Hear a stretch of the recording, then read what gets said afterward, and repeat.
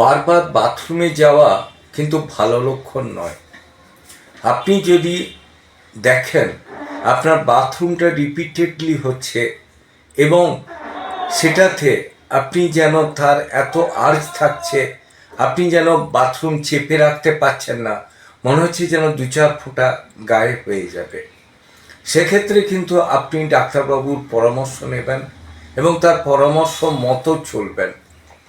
প্রথম কারণ হতে পারে যদি আপনি ক্রনিক ইউটিআইয়ে ভোগেন, ইউরিনারি ট্র্যাক্ট ইনফেকশন, সেক্ষেত্রে জল বেশি খাওয়া, পেচ্ছাপ চেপে না রাখা, দাঁড়িয়ে বাথরুম ফেরা, এটা একটা বিধান। এবং এক্ষেত্রে আপনাকে কিন্তু ডাক্তারবাবু পরামর্শ যা দেবেন সেইভাবে চলতে হবে।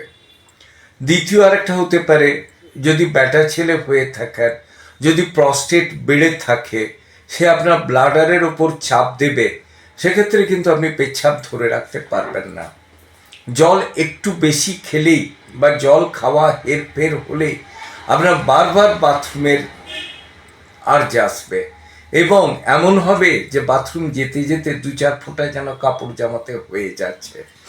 সেক্ষেত্রে ঠিকমতো ডাক্তার দেখিয়ে ইউএসজি করে, দরকার হলে সিরাম পিএসএ করে ঠিকমতো ডাক্তারবাবুর পরামর্শ মতো চলবেন, আপনি ভালো থাকবেন। তৃতীয় কারণ হচ্ছে, যদি আপনি পার্মানেন্ট কোনো বড় রোগে ভোগেন, যেমন আপনি যদি কার্সিনোমা, ক্যান্সারে ভোগেন অথবা ব্লাড সুগারে ভোগেন, সেক্ষেত্রেও কিন্তু আপনার বারবার ইউরিনের আর্জ আসবে এবং সেক্ষেত্রে কিন্তু ঠিক মতো যে কারণের জন্য হচ্ছে, সেটা কার্সিনোমা না ব্লাড সুগার, তার সঠিক চিকিৎসা করলে আপনি কিন্তু ভালো থাকবেন। আরেকটা কারণ হতে পারে, যদি আপনার কোমরে কোনো আঘাত পেয়ে থাকেন, কিডনির উপর চাপ হয়ে থাকে, সেক্ষেত্রেও কিন্তু আপনি বারবার বাথরুম ফেরার সমস্যায় ভুগবেন।